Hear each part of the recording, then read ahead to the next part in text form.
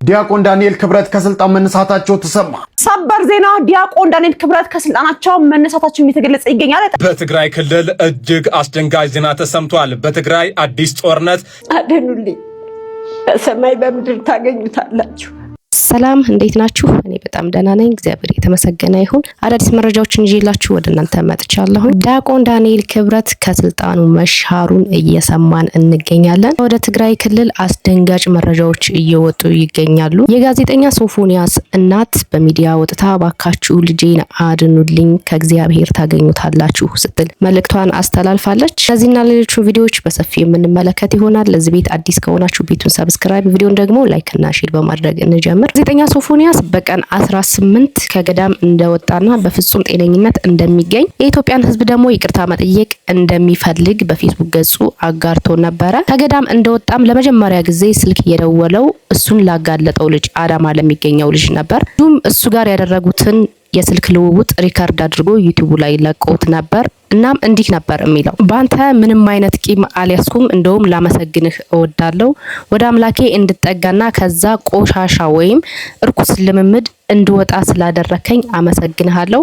አሁን ላይ እግዚአብሔር ጋር ተጣብቄያለሁኝ፣ ስጋው ደሙንም ወስጃለሁ፣ በፍጹም ጤነኝነት እገኛለሁ ሲል ለልጁ ደውሎ ነግሮታልም አመስግኖታልም። ልጁም ይህንን ያደረጉትን የስልክ ልውውጥ የራሱ ዩቲዩብ ቻናል ላይ ለቆት ነበረ። እንደገና ደግሞ በትናንትናው እለት ወደ ሆስፒታል እንደገባና ባይፖላር ዲስኦርደር እንዳጋጠመው የኢትዮጵያ ሕዝብ እንዲረዳውም ጭምር ተናግሮ ነበር። አንዳንድ በዙሪያው ያሉ ሰዎችንም እነሱ ናቸው እንደዚህ ያደረጉኝ፣ እነሱ ናቸው እንደዚህ እንዲሆን ያደረጉኝ ሲልም አክሎ ጨምሮበታል። እናም ደግሞ ሁሉንም የኢትዮጵያ ሕዝብ ግራ ያጋባውና ያሳዘነው ጉዳይ እናቱ ከጎኑ እንደጠፋችው እና እንደሞተችም ጭምር በፌስቡክ ገጹ አጋርቷል።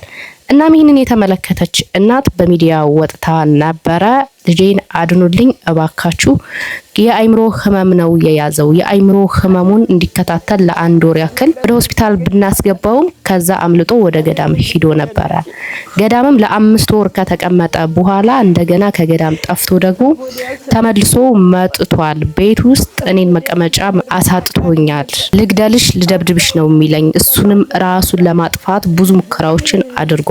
ዘይት አፍልቶ በሰውነቴ ላይም ሊጨምርብኝ ነበር ስትል በሚዲያ ተናግራለች። እናም ይሄንን ነገር ስመለከት እኔን ከሚያጠፋኝ ለምን ቤቱን ለቅቄ አልወጣም ብዬ ቤቱን ለቅቄ ወጥቼ ነበረ እና ከጎኑ ሲያጣኝ ነው ይህንን ነገር የጻፈው በፌስቡኩ። እና ልጄ ታታሪና ሊስትሮ ሳይቀር እየሰራ ያደገ ልጅ ነው። በጣም ጎበዝና ጨዋ ልጅ ነው። አሁን ጥሩ ደረጃ ላይ ሲደርስ ነው ልጄን ያበላሹብኝ። የኢትዮጵያ ሕዝቦች እባካችሁ ልጄን አድኑልኝ፣ እኔ ምንም አላደርግላችሁም፣ ከእግዚአብሔር ታገኙታላችሁ ስትል በሚዲያ ተማጽናለች።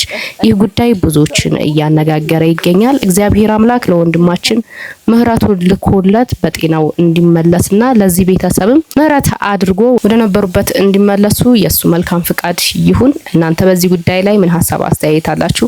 ኮሜንት ላይ ያስቀምጡልኝ። በሌላኛው ቪዲዮ ስናቀና ደግሞ ዲያቆን ዳንኤል ክብረት ከስልጣን መሻሩን ሰምተናል። ዲያቆን ዳንኤል ክብረት ከስልጣን መነሳታቸው ተሰማ። የጠቅላይ ሚኒስትሩ አማካሪ ዲያቆን ዳንኤል ክብረት ከስልጣን መነሳታቸው መሰረት ሚዲያ ዘግቧል። ዲያቆን ዳንኤል ክብረት የፋና ብሮድካስቲንግ ኮርፖሬሽን የቦርድ ሰብሳቢ የነበሩ ሲሆን ከተቋሙ ሰራተኞች በተነሳባቸው ቅሬታ ምክንያት ከቦርድ ሰብሳቢነታቸው ተነስተዋል ሲል የዜና ጣቢያው ምንጮቹን ጠቅሶ ዘግቧል። በምትካቸው የኮሚኒኬሽን ሚኒስትሯ ወይዘሮ እናታለም መለስ ተተክተዋል ሲል አክሏል። ማንም ሰው የቆመ ቢመስለው እንዳይወድቅ ይጠንቀቅ ይላል። ዲያቆን ዳንኤል ክብረት እንደሰማችሁ ስልጣኑ ነው የተሻረው። ምክንያቱ ደግሞ ብዙዎች ስለተቃወሙት ነው። አንዳንዴ ሜዳውም የኔ ነው ፈረሱም የኔ ነው ብለን የምንሰራቸው ስህተቶች ወይም ምንም አይመጣም በህይወቴ ምንም ነገር አያደርጉም ብለን የምናፍናቸው እውነቶችና የምንሰራቸው ስህተቶች ይጠራቀሙና አንድ ቀን እንደዚህ ምላሽ ይሰጣሉ ማለት ነው። ስልጣን ሲገኝ ህዝቡን ያልጠቀመ ለህዝቡን የህዝቡን ባይ ያላበሰና ለህዝቡ ድምጽ ያልሆነ ሰው ሲሻር ይቆጨዋል ይባላል። አሁን ላይ ይሄ ጉዳይ ብዙዎችን እያነጋገረ ይገኛል። እናንተስ በዚህ ጉዳይ ላይ ምን ሐሳብ አስተያየት አላችሁ? በሌላኛው መረጃ ስናቀና ደግሞ በትግራይ ክልል የምንሰማው ዜናዎች ናቸው። በትግራይ ክልል ላይ እጅግ በጣም አስደንጋጭና አስፈሪ የሆኑ ነገሮችን እየሰማን እንገኛለን። በትግራይ ክልል እጅግ አስደንጋጭ ዜና ተሰምቷል። በትግራይ አዲስ ጦርነት ሊጀመር ይችላል እየተባለ ነው። አፈሳውም ተጧጥፎ ቀጥሏል። በክልሉ ያሉ ጀነራሎች የሚመሩትና ህወሓት የሚተባበረው መጠነ ሰፊ የግዳጅ ውትድርና በትግራይ ተጧጥፏል። ወጣቶች ከወርቅ ማውጫዎችና ከቤታቸው እየታፈሱ መሆኑን ቅድሚያ ለሰብአዊ መብቶች ኢትዮጵያ የተባለው ድርጅት ለጀርመን ድምፅ አረጋግጧል። ድርጅቱ ድርጊቱን የጦር ወንጀል ብሎታል። ምክንያቱም ደግሞ የፕሪቶሪያው ስምምነት የመፍረስ አደጋ ላይ በመውደቁ ነው ተብሏል። የቀድሞው ታጋዮች ሳይቀሩ በግዳጅ ዳግም ወደ ጦርነት እየተመለሱ መሆኑም ተሰምቷል። ትግራይ ህዝብ ላይ አሁንም እልቂትና ረሃብ ተፈርዶባቸዋል። የትግራይ ህዝቦች ይበቃናል፣ ከዚህ በኋላ ሰላምና ምግብ ነው የምንፈልገው። እንደምናስታውሰው የህወሓት ጦርነት ብዙ ወጣቶችን አሳጥቶናል፣ ብዙ እናቶችን ልጅ አልባና ባል አልባ አድርጓቸዋል። ይህ የቅርብ ጊዜ ትውስታችን ነውና አሁንም ይህንን ነገር ለመድገም ነው እንግዲህ እያሰፈሰፉ ያሉት ማለት ነው።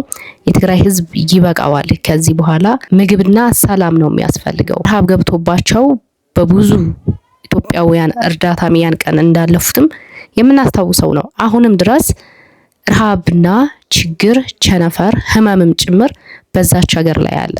ነገር ግን አሁንም ይህንን ነገር እንደግማለን እያሉ ነው። ወጣቶችን እያፈሱ እያስገደዱ ወደ ትግሉ እንዲቀላቀሉም እያደረጓቸው እንዳለ ነው እየተሰማ ያለው። ይህንን ጉዳይ የበላይ አካል አይቶ ለእናቶቻችን ሰላምን፣ ለዛች ሀገር ሰላምን እንዲሰጥ ስንል እናሳስባለን። በዛሬ ይዤላችሁ የመጣኋቸው ቪዲዮዎች እነዚህን ይመስላሉ። ሌላ ቪዲዮ ተመልሼ እስከመጣ ድረስ ኢትዮጵያ ሀገራችንን፣ ኦርቶዶክስ ሃይማኖታችንን እግዚአብሔር ይጠብቅልን። ቸር ቆዩ።